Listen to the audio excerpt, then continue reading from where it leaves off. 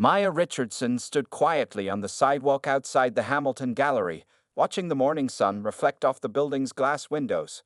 Her hands were slightly shaky as she held her coffee cup, more from excitement than from the caffeine. In just 2 hours, her first major art exhibition would open to the public, but right now, the street was peaceful and empty. She had deliberately chosen to dress in her regular painting clothes today, worn jeans with small spots of dried paint, a comfortable black t-shirt, and her favorite denim jacket. Her natural hair was tied back in a neat bun, and she wore the simple silver necklace her grandmother had given her for luck. Maya wanted to blend in with the regular visitors when the gallery opened. She wanted to see their real, honest reactions to her artwork. The security guard inside the building gave her a small wave through the glass. He was new and didn't recognize her, which made Maya smile. This was exactly what she wanted, to be unknown, just another face in the crowd. She checked her watch. 8:45 a.m. The gallery would open to the public at 10 o'clock a.m., but the staff would start arriving soon to make final preparations. Maya took a deep breath and remembered how far she had come. 15 years ago, she had been working as a waitress, painting only in the evenings after long shifts. She would set up her easel in her tiny apartment's kitchen because that was the only space she had. Her paintings would dry next to drying dishes, and sometimes paint would drip onto her dishes. Those had been hard times, but they had made her stronger. Now, at 38, she was about to showcase her biggest project yet. Echoes of Identity, a series of 20 paintings exploring what it meant to be part of the African diaspora in modern America. Each painting told a different story, from childhood memories of her grandmother's cooking to the strange mix of feelings she got when people acted surprised that she was an artist. The morning air was getting warmer, and more people were starting to appear on the street. Maya watched as a young woman walked past the gallery windows, slowing down to look at the large poster announcing the exhibition. The woman took a photo of the poster with her phone. Maya felt her heart beat faster. People were already interested. She remembered the day Patricia Chen, the gallery director, had first visited her studio. Patricia had stood in silence for nearly 20 minutes, just looking at Maya's paintings. Then she had turned to Maya with tears in her eyes and said, "These need to be seen. Not just shown, really seen." That was 9 months ago, and now here she was. Maya finished her coffee and walked around to the back of the building. She had a key to the staff entrance, but today she didn't want to use it. Instead, she would wait and enter through the front door like any other visitor. She wanted to experience everything exactly as others would experience it. She found a bench in the small park across the street and sat down, pulling out her sketchbook. She always carried it with her, and now she began to draw the gallery building, adding small details about how she was feeling in the margins of the sketch. The familiar motion of her pencil helped calm her nerves. More gallery staff were arriving now. Through the large windows, Maya could see them moving around, adjusting lights and checking that everything was perfect. She recognized Sarah from the installation team, carefully straightening one of her paintings. Maya smiled, remembering how Sarah had spent 3 hours helping her decide on the perfect height for each piece. The morning sun was getting stronger, and Maya could feel its warmth on her face. In less than an hour, the doors would open, and her art would begin its conversation with the world. She had so much to say through her paintings, so many stories to tell, but first, she wanted to watch, listen, and understand how people would receive these stories. Maya closed her sketchbook and stood up, stretching slightly. She would take one more walk around the block before heading to the front entrance. Her heart was full of hope and anticipation.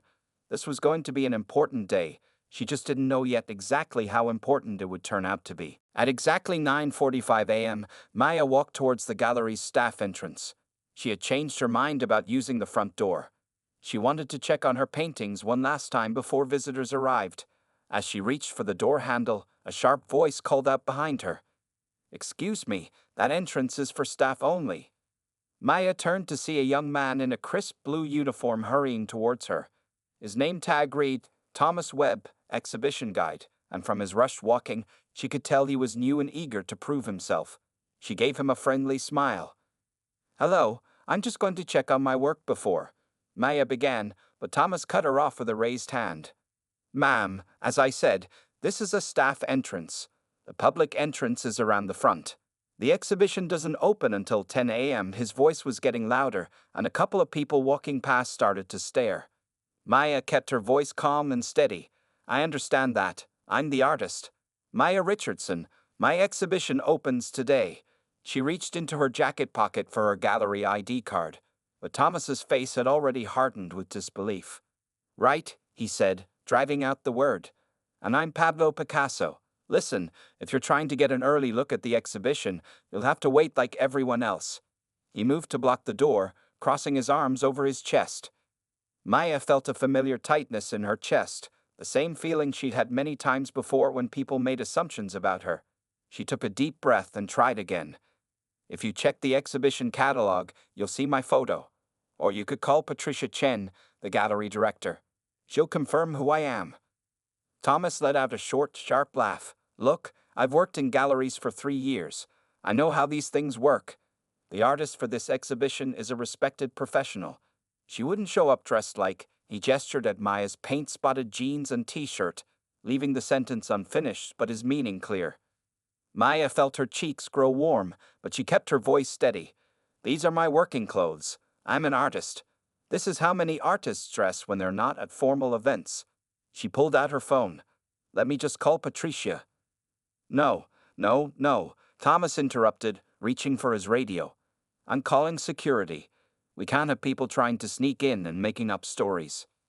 2 other gallery staff members had noticed the commotion and were watching from inside, their faces pressed against the glass door. Maya recognized them. They had helped hang her paintings last week, but they seemed frozen, unsure what to do. Please, Maya said, her voice still calm but firm. You're making a mistake. I can prove who I am. Just take a moment to. Security. Thomas spoke into his radio.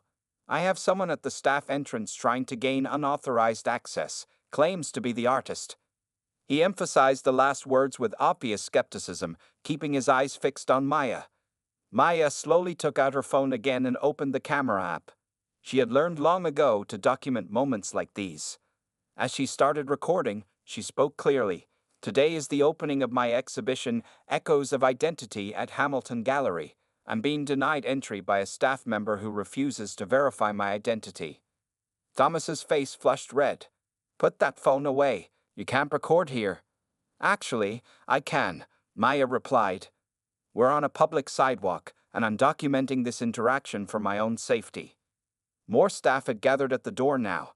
Maya could see the confusion and discomfort on their faces. Some were whispering to each other, and one young woman was urgently typing on her phone. The situation had become exactly the kind of scene Maya had hoped to avoid on her opening day, yet there was a bitter irony to it. This moment was a living example of the very themes her exhibition explored: prejudice, assumptions, and the daily experiences of being a black woman in spaces where some people thought she didn't belong. Maya heard quick footsteps approaching from inside the building. Through the glass door, she could see Patricia Chen rushing towards them, her face a mixture of concern and anger. The next few moments would change everything, not just for Maya and Thomas, but for the entire gallery. The morning sun cast harsh shadows across the sidewalk as Maya continued recording with her phone. Her hand was steady, even though her heart was racing. Thomas paced back and forth in front of the door, his face getting redder by the minute. Security will be here any moment, he announced loudly, glancing at his radio. Then we'll see about that phone. His voice shook slightly, betraying his growing uncertainty about the situation. Maya looked through the glass doors where now at least 8 gallery staff members had gathered, watching the scene unfold. She recognized Jamie from the lighting team, who had spent hours helping her get the perfect glow on her paintings.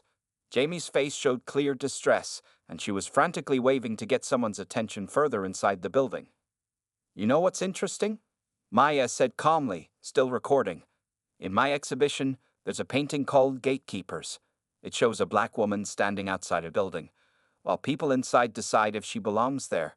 She paused, letting the words sink in. I never thought I'd be living that painting on the day of my own show. Thomas's confident facade cracked slightly. His eyes darted to the exhibition posters visible through the window. Posters that, if he had bothered to look closely, showed Maya's name and biography. But his pride seemed to push him further into his mistake. Listen here, he said, stepping closer. I don't care what story you've made up. You don't look like. He stopped himself, but the unfinished sentence hung in the air. I don't look like what? Maya asked quietly. Like an artist? Like someone who belongs in this gallery? Please, finish your thought. A small crowd of early visitors had begun to gather near the front entrance of the gallery, drawn by the commotion. Some had their phones out, recording the scene. Maya could hear their whispers, see their pointing fingers. In just 15 minutes, these people were supposed to be viewing her art, not watching her being humiliated outside. Through her phone screen, Maya watched as 2 security guards approached from inside the building. Her stomach tightened. This was the moment where things could go very wrong. But then she noticed something odd about their behavior. Instead of rushing to confront her, they were walking slowly, almost hesitantly. One of them was speaking into his radio, shaking his head. Ma'am, you need to leave now, Thomas insisted, his voice rising with frustration. This is your final warning before. Before what? A new voice called out. A young woman had stepped forward from the crowd of onlookers. Before you make an even bigger fool of yourself. She held up her phone, showing a webpage. I just looked up the exhibition. That's Maya Richardson you're harassing. I follow her work on Instagram. Maya saw Thomas's face twitch. For the first time, doubt crept into his expression. He pulled out his own phone, his hand slightly shaking as he began to type. Inside the gallery, the crowd of staff had grown larger. Maya could hear raised voices, people arguing about what to do. Someone was running towards the back offices. The security guards had stopped completely, seemingly waiting for instructions. Maya kept her phone steady, still recording. In her mind, she couldn't help but see this moment as a powerful art piece unfolding in real time. It was painful, yes, but also sadly familiar, a moment that captured exactly what her exhibition was trying to say about privilege, prejudice, and power.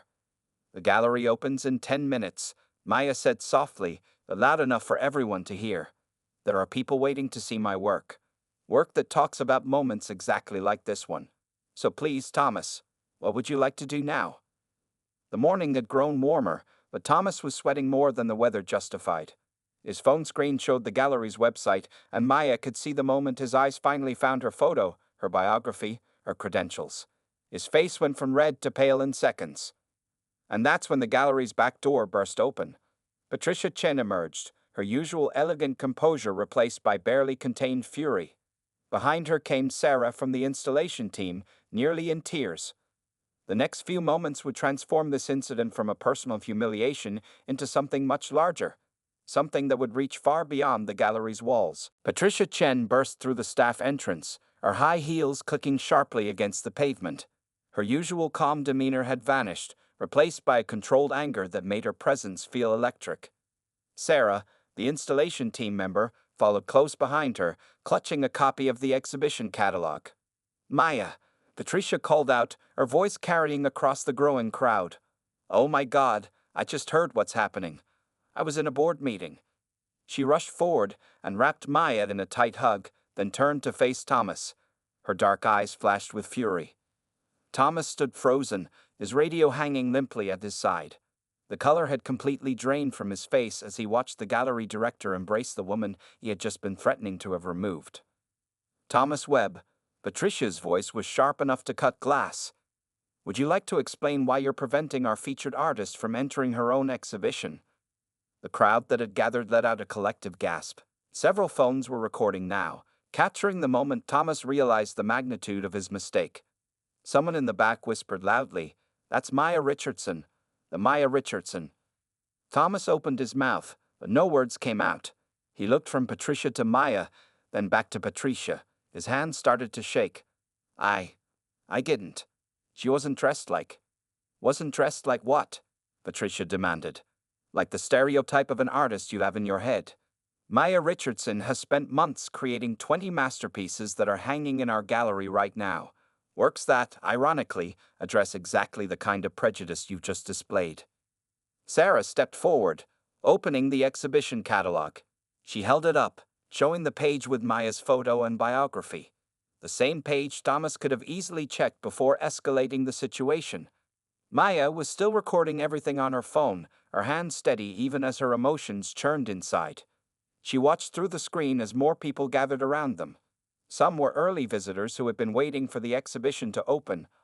Others were passing pedestrians drawn to the drama unfolding on the sidewalk. I tried to tell them, Maya said quietly, her voice carrying in the tense silence.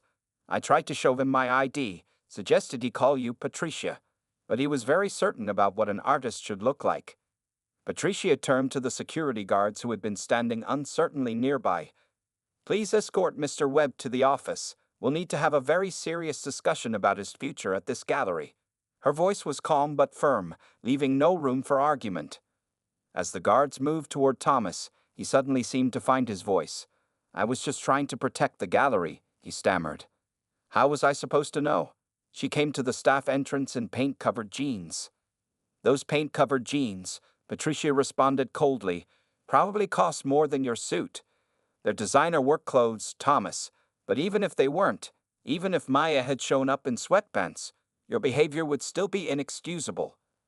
Maya lowered her phone finally, stopping the recording. She could already see people in the crowd on their phones, some typing rapidly, others shaking their heads in disbelief. She knew this incident would spread quickly across social media. Her exhibition would now be viewed through the lens of what had just happened. Patricia, Maya said softly, touching the gallery director's arm.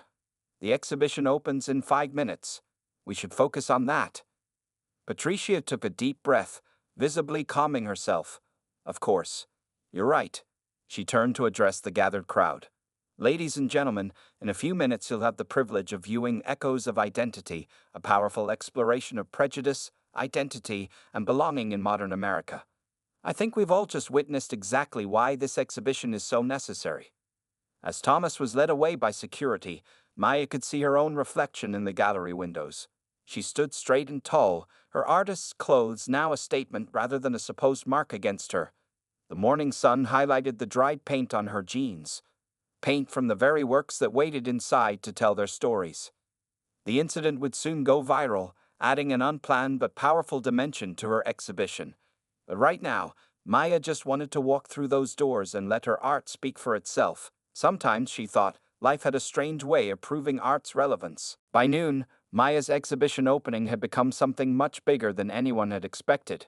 The video of her confrontation with Thomas had spread across social media like wildfire. Every major art blog was sharing it, and local news vans were parked outside the gallery. Inside, the exhibition spaces were packed.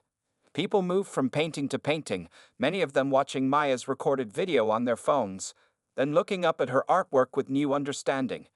The painting she had mentioned during the confrontation, Gatekeepers, now had a crowd 3 rows deep in front of it. Patricia sat in her office, her phone ringing constantly. She had already received calls from 5 major newspapers and 3 TV stations. On her computer screen, she could see the incident trending on Twitter. The Hamilton Gallery's name was everywhere, but not for the reasons she had hoped. Maya, Patricia called out as the artist passed by her office door. Can we talk for a moment? Maya stepped inside, still wearing her paint-spotted jeans that had become a symbol of the morning's events. She looked tired but composed. The past 3 hours had been intense, with visitors asking her to pose for photos and share her story. The board is calling an emergency meeting, Patricia said, rubbing her temples. They want to know how we're handling this. Thomas has been suspended, of course, but... She paused, looking at her computer screen. This is becoming much bigger than just one incident. Maya nodded slowly. I've seen the comments online. People are sharing their own stories of being questioned, stopped, or harassed in galleries, museums, and other cultural spaces. Outside Patricia's office, they could hear the buzz of conversations from visitors. Someone was crying. They had been doing that all morning, visitors being moved not just by the art, but by what had happened to its creator. Your exhibition, Patricia started, then stopped, choosing her words carefully. The incident has changed how people are seeing it. The meanings have shifted. They haven't shifted, Maya corrected gently. They've just become more obvious. Everything that happened this morning, that's exactly what my paintings are about. The assumptions people make, the doors that close before we can even reach them. Sarah knocked on the office door, looking worried. Sorry to interrupt, but there's a group of art students here. They're asking if Maya would speak to them. They say they're 3 days after the incident. Maya sat in her studio, surrounded by newspaper clippings and printouts of online articles. Her phone kept buzzing with notifications, but she was focused on writing something important, her new artist statement for the exhibition. The gallery had closed for 2 days to reorganize things. Now, on the eve of reopening, Maya was determined to turn this difficult experience into something meaningful. She looked at the blank canvas in front of her, the largest she had ever worked with. "Are you sure about this?" Patricia asked, watching from the studio doorway. She had come to check on Maya's progress. "We can reopen without making any changes to the exhibition." Maya dipped her brush in black paint and made the first bold stroke across the canvas. "This needs to be part of the story," she said firmly. "What happened that morning is connected to everything my art talks about." Over the next 12 hours, Maya barely took a break. She painted with intense focus, turning the morning's confrontation into powerful images. She included the staff entrance, Thomas's pointing finger, the crowd with their phones, and Patricia rushing to the scene. But she also painted the faces of support. The young woman who recognized her, Sarah's concerned expression, the security guard's hesitation. At midnight, Patricia returned with coffee and sandwiches. She gasped when she saw the nearly finished painting. "Maya, this is incredible." The new piece was titled "The Morning of." Maya had painted herself in the center, still holding her phone, but the image rippled outward to show hundreds of other faces, people who had shared similar stories online after her video went viral. While they ate, Patricia shared the gallery's new plans. "We're starting mandatory training for all staff next week," she explained. "Not just about bias, but about the history of exclusion in art spaces." 1 week after the exhibition reopened, Maya sat in Patricia's office, staring at a letter on the desk. It was from Thomas Webb, handwritten on simple notebook paper. Patricia had read it first and thought Maya should see it. "He's been in counseling all week," Patricia had explained softly. "He's asked to meet with you, but only if you're willing. No pressure, Maya. You don't owe him anything." Maya picked up the letter and read it again. Thomas's words were shaky but sincere. "I keep watching the video of what I did. I can't sleep. I need to understand why I acted that way. Please, if you're willing, I'd like to learn from my mistakes." "Where is he now?" Maya asked, folding the letter carefully. "Working at his sister's coffee shop. He's been taking online courses about bias and privilege. His sister says he's different, quieter, more thoughtful." Patricia paused. "But Maya, you don't have to meet him. No one would blame you for saying no." Maya looked out the office window at her exhibition, still drawing crowds. The comment wall was now completely covered with stories. Her new painting, "The Morning of," had become the most photographed piece in the show. "I'll meet him," Maya said finally. "Not for him, but for everyone who never got the chance to explain to someone why their actions were harmful." The next morning, they met in a small conference room at the gallery. Thomas looked different, his crisp uniform replaced by a simple sweater and jeans. His face was pale, and his hands shook as he set his coffee cup down. Maya sat across from him, with Patricia nearby at her request. The room was quiet except for the distant sounds of visitors in the gallery. "I'm sorry," Thomas began, his voice cracking. "I know that's not enough, but—" "Why did you do it?" Maya interrupted gently. "I want you to really think about that moment. What made you so sure I didn't belong there?" Thomas looked down at his hands. Tears started falling onto the conference table. I had this picture in my head," he said slowly, "of what an artist should look like, what success should look like. I never questioned where that picture came from." Maya nodded. "Keep going." "When I saw you, I didn't even really see you," Thomas continued. "I saw what I expected to see. A black woman in casual clothes trying to use the staff entrance. I made decisions about who you were in seconds." He wiped his eyes. "I've been learning about implicit bias this week, about how we carry these assumptions we don't even know we have." Maya took out her phone and pulled up a photo. "This is me in my studio," she said, showing him. "This is how most artists dress when they work. Paint-covered clothes aren't a sign of not belonging. They're often a sign that you do belong." Thomas looked at the photo, then at Maya. "The worst part is, I thought I was one of the good ones. I thought I couldn't be prejudiced because I work in the arts, because I support diversity." His voice trailed off. "That's actually a good place to start," Maya said. recognizing that good intentions aren't enough, that we all need to actively question our assumptions. For the next hour, Maya shared stories from her career, the galleries that wouldn't show her work, the people who assumed she was part of the cleaning staff, the constant need to prove she belonged. Thomas listened, really listened, sometimes crying, sometimes asking questions. "Your exhibition," he said finally. "I've watched the virtual tour online a dozen times. The painting you mentioned that morning. Gatekeepers. I couldn't stop looking at it. That's me. I'm the gatekeeper who tried to keep the artist out of her own space." Maya stood up and walked to the conference room window. Outside, visitors were still coming in to see her work. "Understanding is just the beginning," she said. "What matters is what you do with that understanding." Thomas nodded, wiping his eyes again. "I want to learn, to change, to help make sure this doesn't happen to anyone else." "Then let's start there," Maya replied. "Because this conversation isn't just about one morning or one mistake. It's about making sure the gates stay open for everyone who deserves to walk through them." The night of Amara Johnson's solo art exhibition had been a roller coaster of emotions. It began with the hurtful and discriminatory actions of David, the exhibit guide, who had rudely refused Amara entry without knowing she was the featured artist. But it ended in triumph, with Amara's powerful artwork captivating the crowd and sparking meaningful conversations. As the evening wound down and the last guests departed, Amara took a moment to reflect on all that had transpired. The gallery owner Emma approached her, gushing about the success of the show. "Amara, your work is truly remarkable," Emma said earnestly. "Tonight proved that. I'm deeply sorry again for how David treated you. I promise it will be addressed." Amara smiled graciously. "Thank you, Emma. I appreciate your support, and I know incidents like this can be catalysts for positive change. I hope this leads to some important discussions and actions to make the art world more welcoming for everyone." Emma nodded vigorously. "Absolutely. In fact, I've already set up a meeting with the gallery's leadership first thing Monday morning. We're going to implement diversity and inclusion training for all staff, myself included. We'll also be re-evaluating our artist selection process and outreach to ensure we're considering a true range of voices." "That's wonderful," Amara said. "Those sound like important steps in the right direction. I admire you taking this as a learning opportunity. It's not easy to acknowledge shortcomings, especially in an institution, but growth often begins with discomfort." The two women embraced, both eager to channel the night's challenging moments into momentum for change.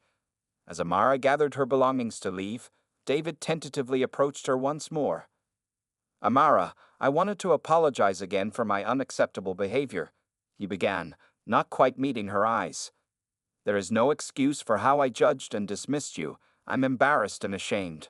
I know I have a lot of work to do to confront my own biases and ignorance, but I'm committed to doing better, to educating myself. I don't want my prejudice to harm anyone else." Amara regarded him thoughtfully.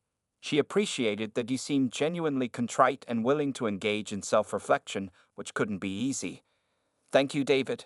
I believe everyone has the capacity for growth and change if they're open to it. It's not about being perfect, but about having the humility to acknowledge mistakes, learn, and do the work to be better. I hope you'll carry this forward not just at work, but in all aspects of your life." David nodded solemnly. "I will, I promise. Your graciousness and wisdom amaze me.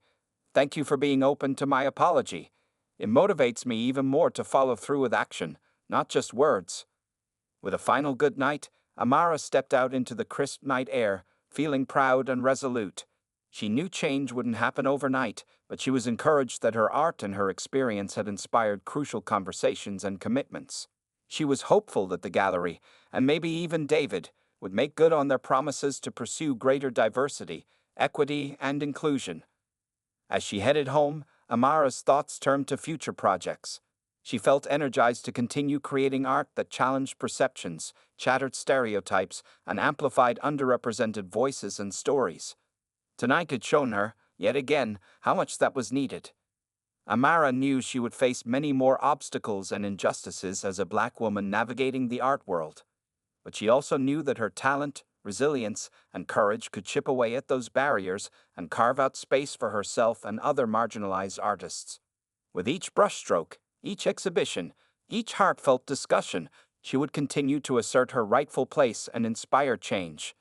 Tonight was just the beginning, Amara thought as she disappeared into the velvety darkness, already envisioning the bold, beautiful, thought-provoking works to come. She was ready to keep shining her light.